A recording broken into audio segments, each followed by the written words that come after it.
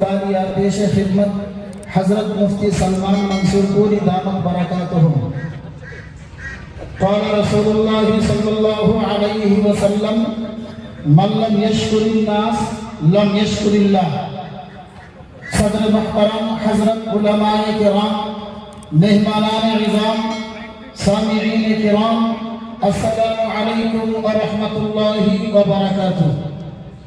آج کی اس تاریخی اور عظیم الشان سالانہ جلسہ ختم بخاری و دستربندی کے موقع پر ہم سب سے پہلے بارگاہ خداوندی میں شکریہ ادا کرتے ہیں۔ اس رب کریم نے ہمیں اس بابرکت پرمسرت لمحات عطا فرمایا ہے۔ گرامی قدر سامعین، آج کا دن پوری مغربی بنگال کے لیے عموماً اور ضلع اتر 24 پرگنہ کے لیے خصوصاً اور خاص طور پر بالی ہاٹی کے باشندوں کے لیے عید سے کم نہیں، کیونکہ آج ہمارے اس سرزمین پر علم و عمل کے عظیم کارواں اور علماء کرام کی ایک ایسی جماعت موجود ہے جن کی زیارت کرنا باعث ثواب اور جن کی آمد قابل افتخار ہے۔ اس عظیم جماعت کی دیدار و آمد کے لیے ہم نے بے قراری کے ساتھ کروٹیں بدلی ہیں، کیونکہ یہی وہ مقدس جماعت ہے جن کو برگاہ نبوت سے وارثین انبیاء کا لقب ملا ہے، اور جو نگاہ مرد مومن سے بدل جاتی ہے تقدیر کی حقیقی مصداق ہے۔ آج کے اس مبارک اور پرمسرت موقع پر ان اکابر علماء کی استقبال کے لیے ہماری آنکھیں ہی نہیں بلکہ دل فرش رہا ہے، کیونکہ یہ خوشگوار گھڑیاں اور مسرت امیز لمحہ بار بار نہیں آتے۔ ہم ان حضرات کے تحریک سے شکر گزار ہیں۔ انہوں نے اپنے بلندی مقام اور گناہ و مصروفیات کے باوجود ہمارے جسمت کے سنوارنے اور ہماری حوصلہ افزائی کے لیے اپنے قیمتی اوقات کی قربانی دی اور ہماری حقیر سی دعوت کو شرف قبولیت سے نوازا۔ اللہ تبارک و تعالی ان حضرات کی تشریف آوری کو قبول فرمائیں اور ہماری ہدایت کا ذریعہ بنائیں، اور ان حضرات کو دنیا آخرت میں ان کا شایع نشان صلہ عطا فرمائیں۔ خاص طور پر ہم حضرت مفتی سید سلمان منصور پوری دامت برکاتہم العالیہ کے بے حد شکر گزار ہیں کہ حضرت نے اس دور دراز گاؤں کھیڑے میں تشریف لا کر ہم پر نظر کرم فرمائیں۔ سامعین کرام، یقین مانیے جو لوگ حضرت کی عظیم شخصیت و نسبت اور خدمت و مصروفیات سے واقف ہیں ان کے لیے یقین کرنا مشکل ہو رہی ہے کہ اس سرزمین بالی ہاٹی جامعہ اسلامیہ تعلیم الدین کے دستربندی و ختم بخاری کے سالانہ جلسہ کے موقع پر تشریف فرما ہے، بلکہ ہم نے بھی کبھی ایسا نہیں سوچا تھا کہ ایسے عبقری شخصیت کا کبھی علاقہ مینا خان میں ورود و سرود ہوگا۔ لیکن میں یہ سمجھتا ہوں کہ حضرت مولانا عبدالجلیل صاحب دامت برکاتوں کے خلوص اور یہ ہم سب کی سعادت مندی ہے کہ آج ہم حضرت کو اپنے درمیان دیکھ رہے ہیں، اور ایک شعر جو بار بار ذہن و دماغ میں گردش کر رہا ہے۔ کبھی ہی شعر ہم اس طرح مجلس میں سنا کرتے تھے، لیکن آج ہم خود اس کا اپنے آپ کو مصداق سمجھتے ہیں اور اس کا احساس ہمیں ہے۔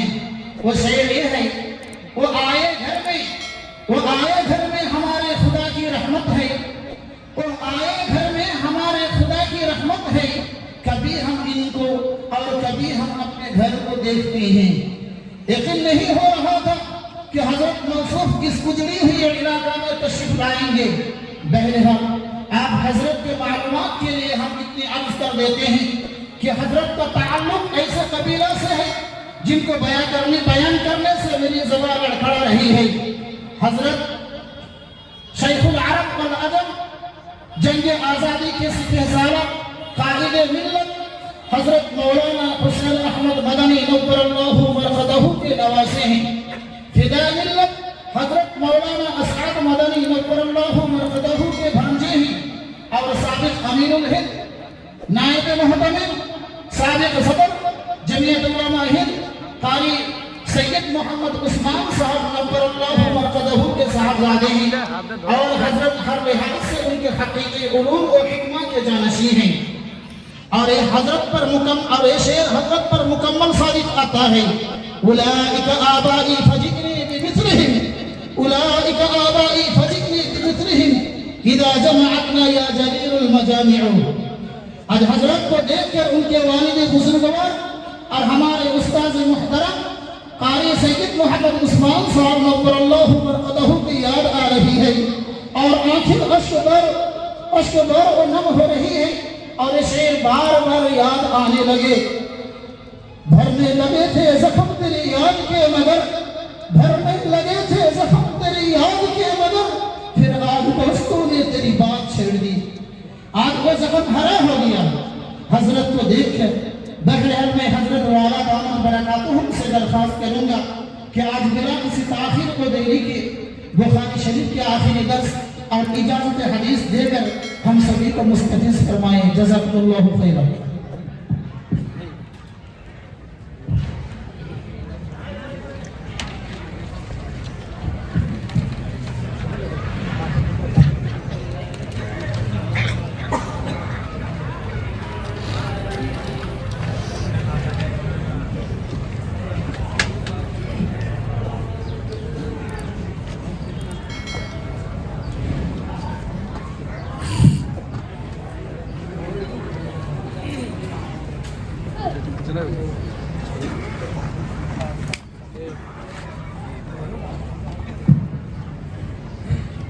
بسم الله الرحمن الرحيم.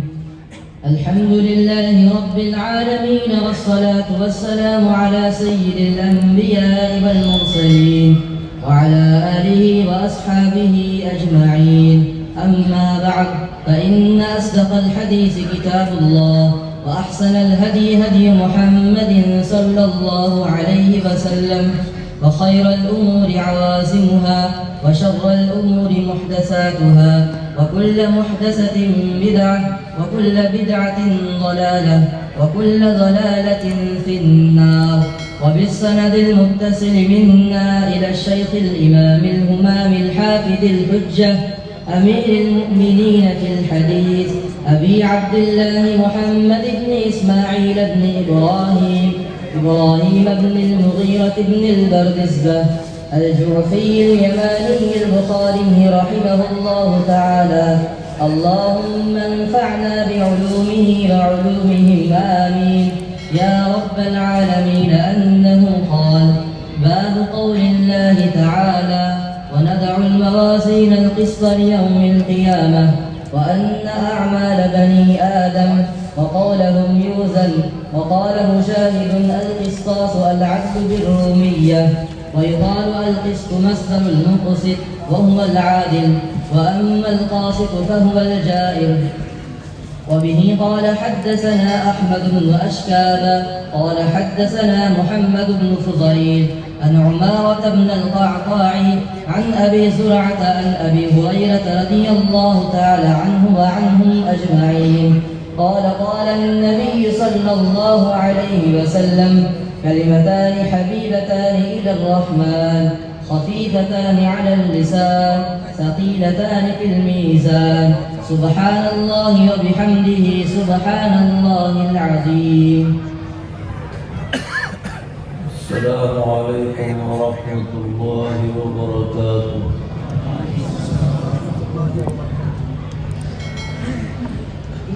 الحمد لله رب العالمين. أشهد أن لا إله إلا الله وحده لا شريك له، وأشهد أن سيدنا ومولانا محمدا عبده ورسوله صلى الله تبارك وتعالى عليه وعلى آله وأصحابه وذرياته أجمعين.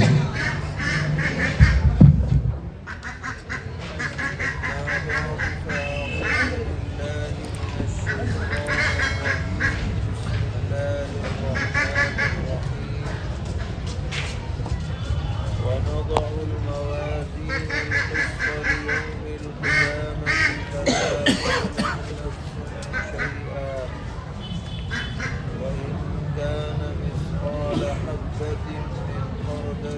أتينا بها وكفى بنا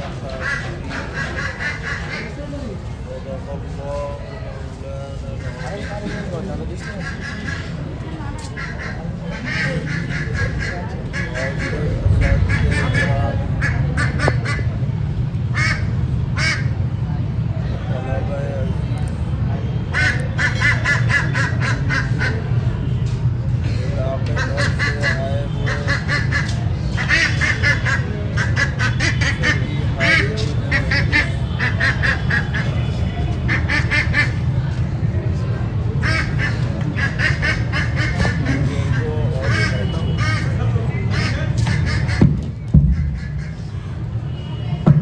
اسی طرح جہاں تک یہ آواز پہنچ رہی ہے ہماری مائیں اور بہنیں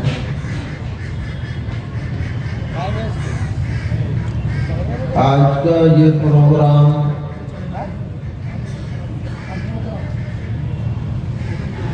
ختم بخاری شریف کے عنوان پر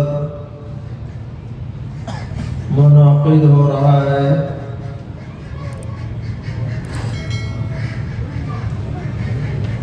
اور اس کا ایک اہم مقصد یہ ہے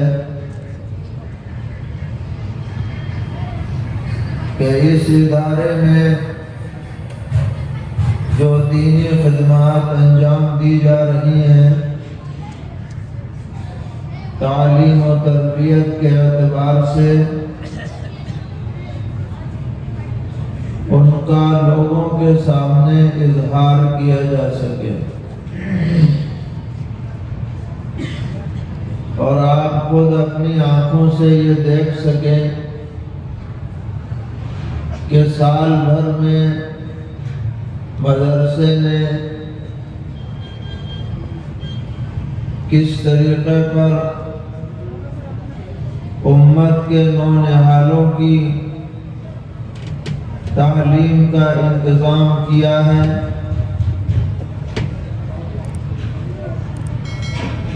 کئی طلباء نے حفظ قرآن مکمل کیا اور معتدل تعداد میں دورہ حدیث شریف تک کی تکمیل کی ہے یہ بہت بڑی سعادت اور خوش نصیبی کی بات ہے کسی علاقے میں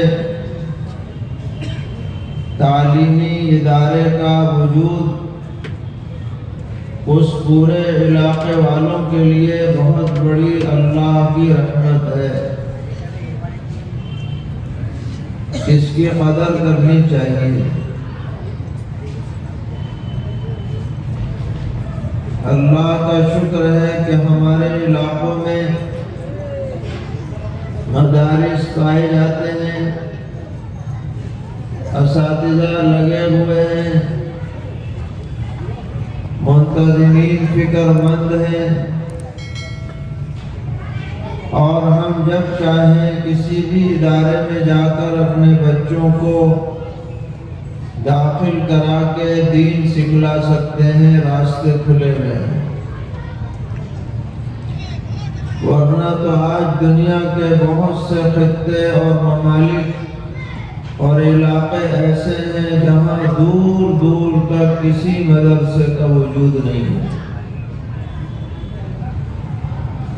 لوگ چاہ کر کے بھی اپنے بچوں کو قرآن نہیں پڑھا سکتے انتظام ہی نہیں نتیجہ یہ ہے کہ وہاں اگر مسجدیں بھی ہیں تو ویران ہیں اور اسلامی شعائر سے لوگ نابلد ہیں ناواقف ہیں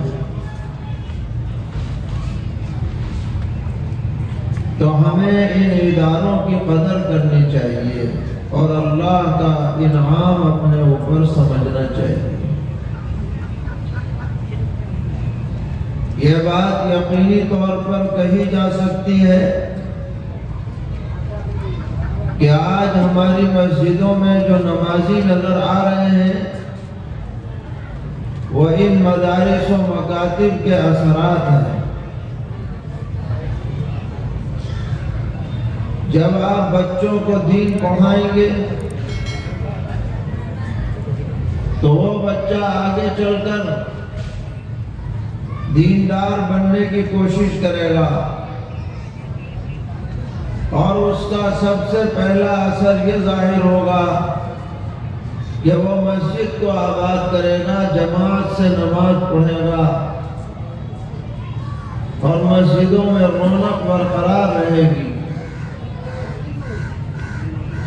اسی طرح آج جو داڑھی ٹوپی کا چلن ہے، یا ہماری ماں بہنوں میں پردے کا رواج ہے، یا گھروں میں دینداری پائی جاتی ہے، ان میں سب سے بڑا کردار ہمارے ان مدارس کا ہے۔ اور یہ بات یقین کے ساتھ کہی جائے گی کہ جب تک یہ مدارس باقی رہیں گے، چلتے رہیں گے، انشاءاللہ دنیا میں دین زندہ رہے گا اور کوئی اسے مٹا نہیں پائے گا۔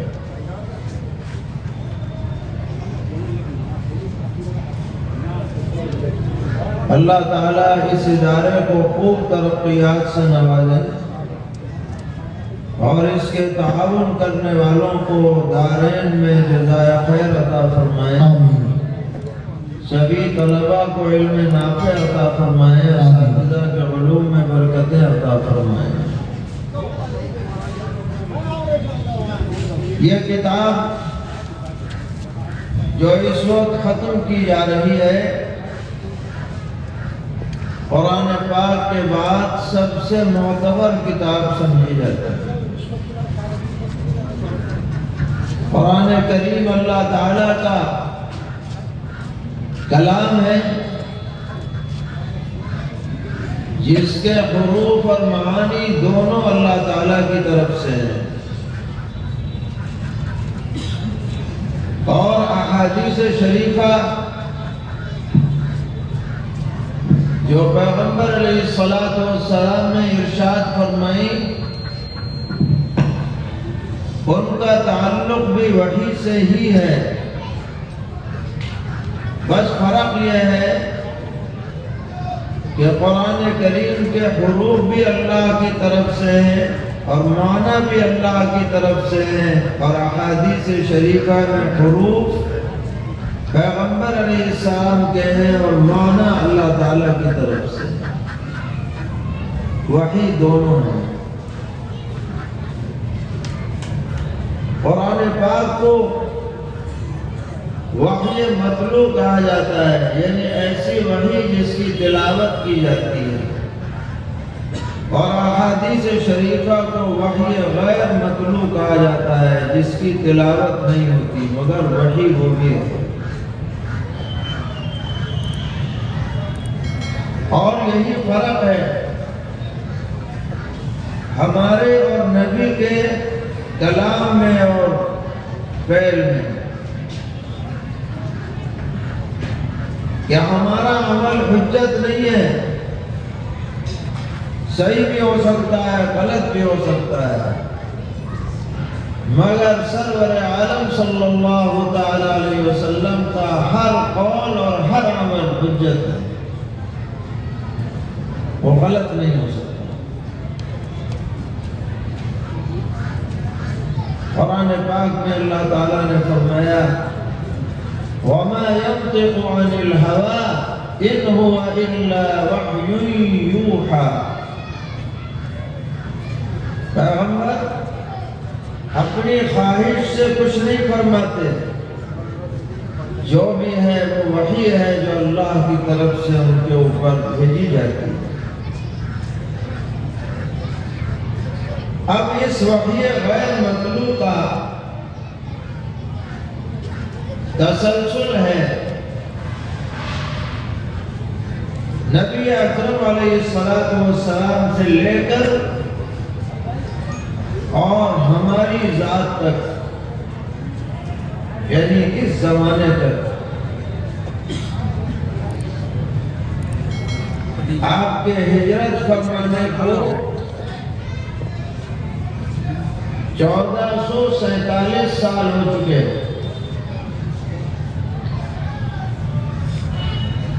اور ہجرت سے 13 سال پہلے آپ کو نبوت عطا ہوئی۔ اس اعتبار سے آپ کو نبوت ملے ہوئے 1460 سال ہو چکے۔ اس 1460 سال میں 14 صدیاں گزر گئی، اور اتنے لمبے عرصے میں باتیں کیا سے کیا ہو جاتی تھی، کچھ ہو گئی کچھ، مگر اللہ تعالیٰ کو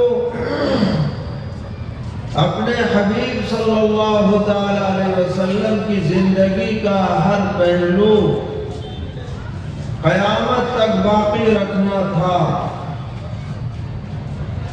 اس لیے عجیب و غریب صورت سامنے آئی کہ اتنا لمبا عرصہ گزرنے کے باوجود آپ کی زندگی کا ہر لمحہ روشن ہے، مستند ہے، معتبر ہے، صحیح سندوں سے منقول ہے۔ آپ کے اقوال بھی محفوظ ہیں اور آپ کے افعال بھی محفوظ ہیں، اور آپ کی تقریرات یعنی آپ کے سامنے کوئی عمل ہوا اور آپ نے اسے دیکھا، یہ بھی محفوظ ہے، اور آپ کی صفات عالیہ اور شمائل کبریٰ یہ بھی محفوظ ہیں۔ صحابہ نقل فرما رہے ہیں آپ کا چہرہ مبارک ایسا تھا، آپ کی آنکھیں ایسی تھیں، آپ کے بال ایسے تھے، آپ کا سراپا ایسا تھا، آپ کا لباس ایسا تھا، آپ کا جو بھی کردار تھا وہ ایسا تھا۔ قول ہو، فعل ہو، تقریر ہو، صفات و شمائل ہو، ان کے بارے میں اتنا مستند اور معتبر مواد امت کے پاس موجود ہے جس کی نظیر دنیا پیش نہیں کر سکتی۔ کسی بھی قوم کے پاس اپنے رہبر اور مرشد اور رہنما کے بارے میں اتنی تفصیلات مستند حوالوں سے موجود نہیں ہے جتنی اللہ تعالیٰ نے ہمیں عطا فرمائی۔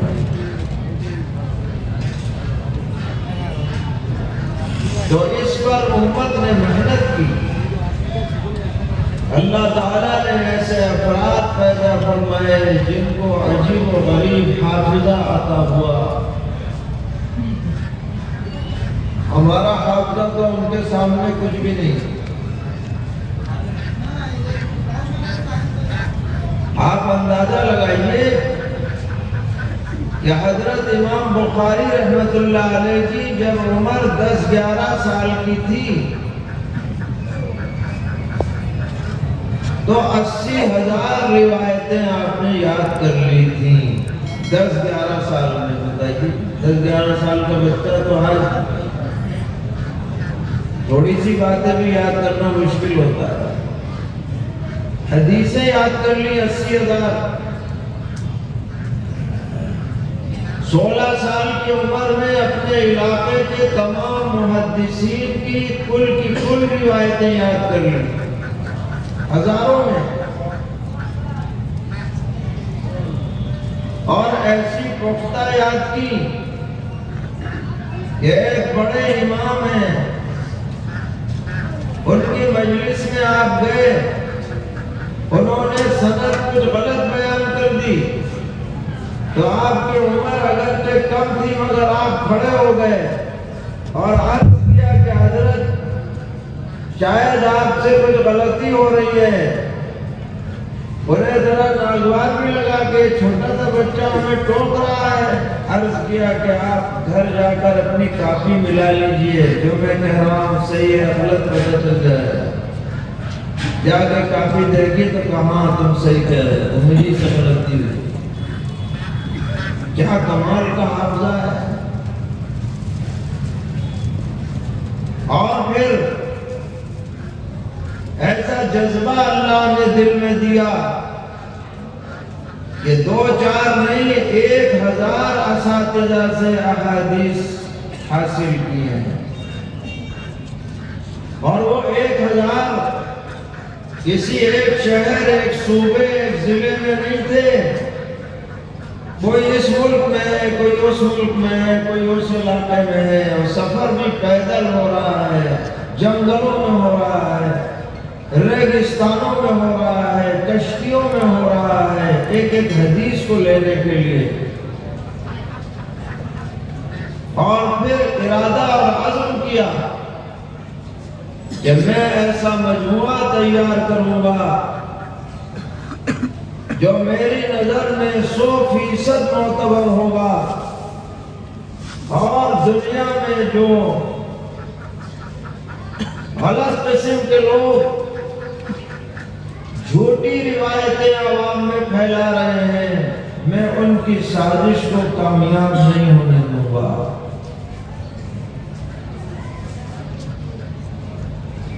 چنانچہ 16 سال مسلسل متواتر محنت کے بعد یہ کتاب تیار ہوئی، جس کا مسودہ بیت اللہ شریف میں اور ریاض الجنہ میں بیٹھ کر آپ نے تیار کیا. ہر حدیث نقل کرنے سے پہلے استخارہ فرمایا. جب اطمینان ہو گیا تب اس کتاب میں حدیثیں درج فرمائی ہیں. آپ نے زیادہ عمر نہیں پائی، کل 62 سال کی عمر ہوئی. 194 ہجری میں پیدائش ہے اور 256 ہجری میں وفات ہے. لیکن اللہ تعالیٰ کو ان کی یہ محنت ایسی پسند آئی کہ آج پوری دنیا میں بخاری کی دھوم ہے. اور جو بخاری شریف نہ پڑھے اسے ہمارے ہاں عالم نہیں کہلایا جاتا جب تک کہ وہ بخاری نہ پڑھ لے. تو یہ کتاب پڑھنا اور اسے مکمل کرنا بڑی سعادت کی بات ہے. سبھی فارغ ہونے والے طلباء کو مبارکباد دی جاتی ہے، ان کے والدین کو، اساتذہ کو، اہل مدرسہ کو. اور یہ دعا ہے کہ اللہ تعالیٰ اس نسبت کو جو احادیث شریفہ سے قائم ہوئی ہے مرتے دم تک باقی رکھے. اور جو ہدایات اس میں پڑھی ہیں اللہ تعالیٰ انہیں ہماری زندگی میں داخل فرمائے. ہمارے حضرت الاستاذ حضرت مولانا نصیر احمد خان صاحب شیخ الحدیث دارالعلوم دیوبند فرماتے تھے کہ کتاب تو ختم ہو رہی ہے مگر آپ یہ نہ سمجھیں کہ پڑھنا ختم ہو گیا، پورا ہو گیا، بلکہ آپ حدیث سے ربط و ضبط زندگی بھر قائم رکھیں. چاہے کسی کتاب کا ایک صفحہ پڑھ لیا کریں، بخاری شریف کا، ترمذی شریف کا، مسلم شریف کا یا اور کسی کتاب کا، تاکہ یہ ربط ہمارا باقی رہے. سمجھ کے پڑھ لیں. کوئی نوٹ بک بنا لیں، اس میں اہم باتیں نوٹ کرتے رہیں تو جو سال بھر میں مناسبت پیدا ہوئی ہے وہ باقی رہے. اس وقت آخری بات پڑھا گیا ہے اور اس بارے میں علمی گفتگو کا یہاں موقع نہیں ہے. وہ آپ نے اساتذہ سے سن لی ہو.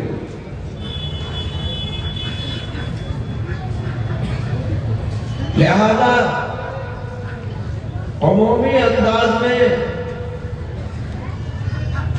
جو بات ہمارے پیش نظر رہنی چاہیے اس کی طرف توجہ دلائی جا رہی ہے، اور وہ یہ ہے کہ ہم میں سے ہر ایک کو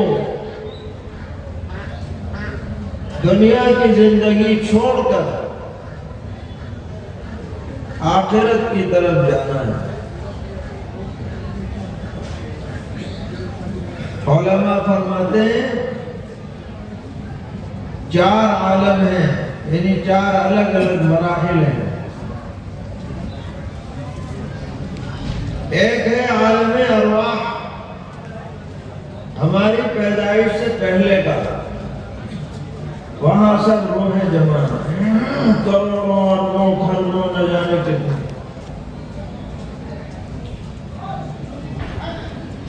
اور وہ ایسا سسٹم ہے کہ بس اللہ ہی جانتا ہے، ہمارے بس میں نہیں ہے کہ ہم اسے جان پائیں. بہت بڑا سسٹم ہے، سارے کمپیوٹر اس کے بارے میں فیل ہیں، کیونکہ ہر روح کے بارے میں پورا سسٹمیٹک نظام ہے کہ اس روح کو اتنے بج کر اتنے منٹ اتنے سیکنڈ پر دنیا میں بدن میں منتقل کیا جائے گا فلاں عورت کے پیٹ میں جنین کے 4 ماہ ہونے کے بعد. اب جس روح کے بارے میں یہ معاملہ طے شدہ ہے، وہ روح اسی جنین میں جائے گی. یہ نہیں ہو سکتا کہ طے تو اس کے لیے تھی چلی جائے، وہاں کوئی بدل بھی نہیں سکتا، کیونکہ پتہ ہی کچھ نہیں تو بدلے کہاں. ایسا نظام ہے کہ جس میں اللہ کے علاوہ کسی کا کوئی دخل نہیں ہے. کوئی جاننا بھی چاہے تو جان نہیں سکتا کہ کون سے کوڈ نمبر کی وہ اس جنین میں آنے والی ہے. قرآن میں اللہ تعالیٰ نے فرمایا وَيَسْأَلُونَكَ عَنِ الرُّوحِ قُلِ الرُّوحُ مِنْ أَمْرِ رَبِّي وَمَا أُوتِيتُم مِّنَ الْعِلْمِ إِلَّا قَلِيلًا. روح کے بارے میں پوچھتے ہیں، آپ کہہ دیجئے روح میرے رب کا آرڈر ہے، اور تمہیں تو ذرا سا علم ملا ہے، تم کیا جانو روح ہے کیا. مگر ہے، اور بہت بڑا نظام ہے عالم ارواح. 4 ارب خرب روحیں جمع ہیں،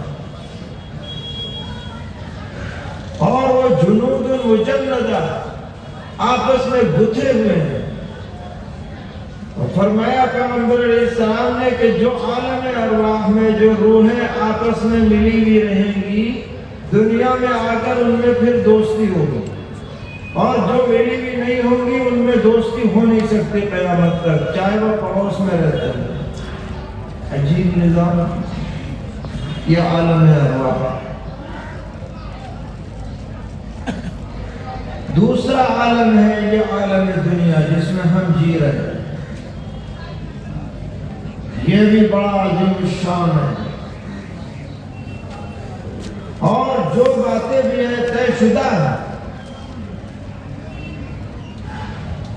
جس خاندان میں، جس ماں باپ کے ہاں، جس علاقے میں، جس زبان بولنے والے کے لیے جو نظام اللہ نے طے کر رکھا ہے اس میں کوئی تبدیلی نہیں ہو سکتی.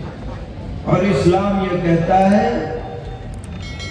کہ بات بدلنا جائز نہیں، حرام ہے، بہت بڑا گناہ ہے.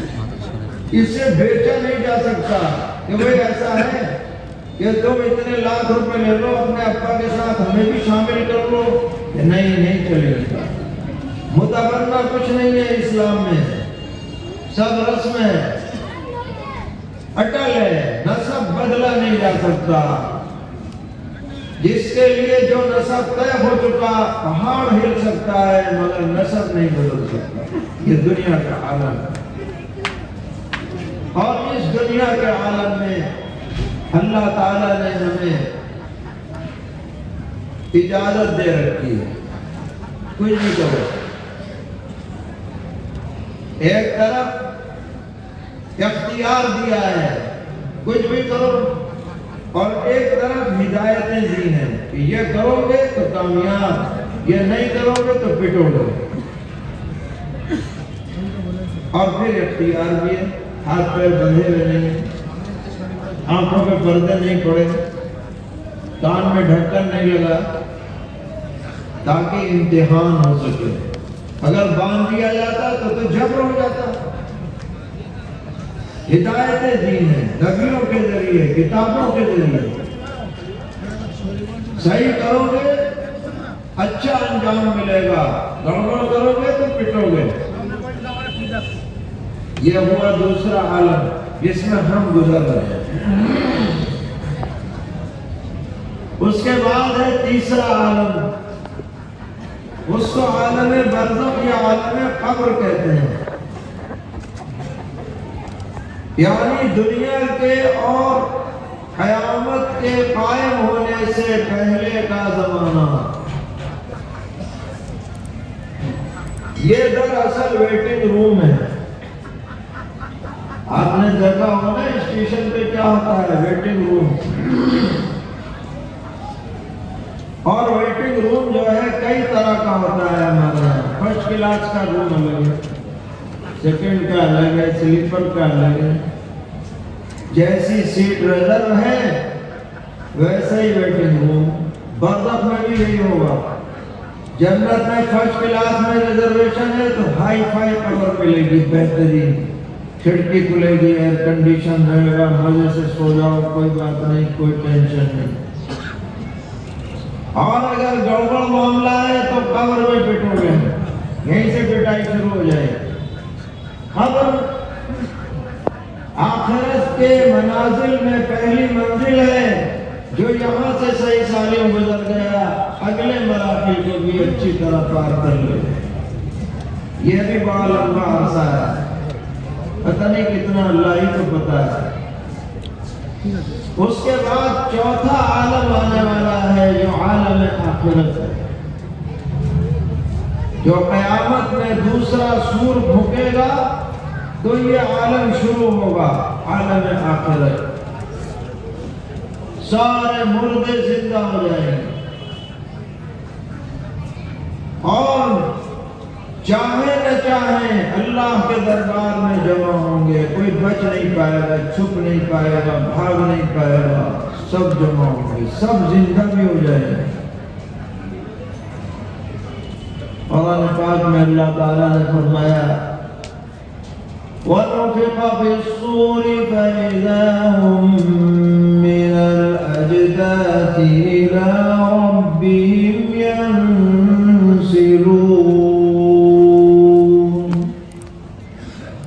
اور جب دوسرا سور پھونکا جائے گا تو سب اپنی قبروں سے اپنے رب کی طرف بھل بھل چل پڑیں گے، بھاگ دوڑ مچے گی۔ قالوا يا ويلنا من بعثنا من مرقدنا هذا ما وعد الرحمن وصدق المرسلون۔ کہیں گے کافر، ہائے ہمیں کس نے ہماری قبروں سے جگا دیا؟ حیرت میں پڑے رہے ہیں، کیونکہ دنیا میں تو وہ انکار کر رہے تھے کہ دوبارہ زندگی کس نے دیکھی ہے۔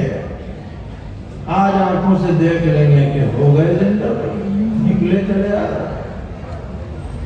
جواب ملے گا یہ وہی ہے جس کا رحمان نے تم سے وعدہ کیا تھا، رسولوں نے سچی خبر دی تھی، اب عقل ٹھکانے آئی۔ یہ جو عالم آخرت ہے اس میں اللہ تعالیٰ ترازو قائم فرمائیں گے، اور جن کے اعمال اچھے برے دونوں طرح کے ہوں گے ان کے لیے وزن ہوگا، اور وزن کے بعد فیصلہ ہوگا کہ انہیں کہاں بھیجنا ہے، کس درجے میں رکھنا ہے۔ جنت کے کس درجے میں اہل ایمان جائیں گے اور جہنم کے کس درجے میں کفار جائیں گے، بدعمل جائیں گے، اس کا فیصلہ ترازو کے ذریعے ہوگا۔ اسی باب کو سب سے آخر میں حضرت الامام بخاری رحمۃ اللہ علیہ نے تحریر فرمایا، متعین فرمایا، تاکہ ہم سب اپنی آخرت کے بارے میں فکر مند ہو جائیں۔ کتاب پڑھتے پڑھتے یہاں پہنچے، اب آنکھیں کھول لو، دل کے اندر جھانک کر دیکھو تمہارا کیا انجام ہونے والا ہے، فکر کرو۔ چنانچہ باب قائم کیا، قرآنی آیت کو سامنے رکھ کر کہ وَنَضَعُ الْمَوَازِينَ الْقِسْطَ لِيَوْمِ الْقِيَامَةِ فَلَا تُظْلَمُ نَفْسٌ شَيْئًا، کہ ہم قیامت میں انصاف کے ترازو قائم کریں گے، کسی کے ساتھ کوئی ظلم نہیں ہوگا، جو بھی اچھا برا کیا ہوگا سب سامنے آ جائے گا، اور ہم بہت آسانی سے سب کا حساب کر لیں گے۔ اور پھر حضرت نے دعویٰ فرمایا کہ وَأَنَّ أَعْمَالَ بَنِي آدَمَ وَقَوْلَهُمْ يُوزَنُ، اعمال بھی وزن ہوں گے اور اقوال کا بھی وزن ہوگا، سب اچھی طرح جان لے، سمجھ لے۔ پھر کچھ علمی باتیں ہیں، وزنوا بالقسطاس المستقیم کے رومی زبان کا لفظ ہے القسطاس، عربی میں عدل کے معنی میں بولا جاتا ہے۔ پھر القسط کے بارے میں فرمایا قاصد بمعنی ظالم، مقصد بمعنی عادل، یہ علمی بحث ہے۔ اصل دعویٰ کیا ہے؟ اعمال اور اقوال کو لیں گے۔ اس کی تائید ہو رہی ہے اس حدیث سے کہ سرور عالم صلی اللہ تعالی علیہ وسلم نے فرمایا کلمتان حبیبتان الی الرحمن، دو بول ہیں رحمان کو بڑے پیارے ہیں، خفیفتان علی اللسان، زبان پر بہت ہلکے، ثقیلتان فی المیزان، مگر ترازو میں بہت بھاری۔ یہی دلیل ہے اس دعوے کی کہ اعمال اور اقوال کو لیں۔ ہماری عقل مانے یا نہ مانے، جب اللہ نے فرما دیا اور پیغمبر علیہ السلام نے ذکر کر دیا تو ہم ماننا ضرور ہے۔ وہ کیا کلمات ہیں؟ فرمایا سبحان اللہ و بحمدہ سبحان اللہ العظیم، اللہ پاک ہے اور میں اس کی حمد و ثنا کرتا ہوں، وہ ہر عیب سے منزہ ہے، عظیم المرتبت ہے۔ یہ کلمات بڑے بابرکت ہیں۔ ایک دوسری حدیث میں پیغمبر علیہ السلام نے فرمایا کہ جو شخص 100 مرتبہ یہ تسبیح پڑھ لے سبحان اللہ و بحمدہ سبحان اللہ العظیم، اس کے سارے گناہ معاف ہو جائیں گے، اگرچہ سمندر کے جھاگ کے برابر کیوں ہوں۔ یہ چھوٹی موٹی غلطیاں گناہ اس سے معاف ہو جاتے ہیں۔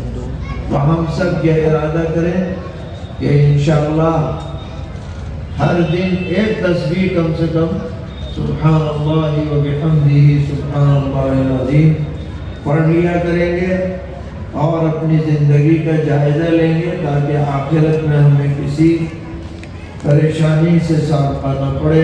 اللہ تعالی ہم سب کو دین پر استقامت عطا فرمائے، شرور سے محفوظ فرمائے، اس ادارے کو مزید ترقیات سے مالا مال فرمائے، سبھی معاونین اور منتظمین کو اجر جزیل عطا فرمائے۔ وصلی اللہ تعالی علی خیر خلقہ محمد وعلى آله وأصحابه أجمعين۔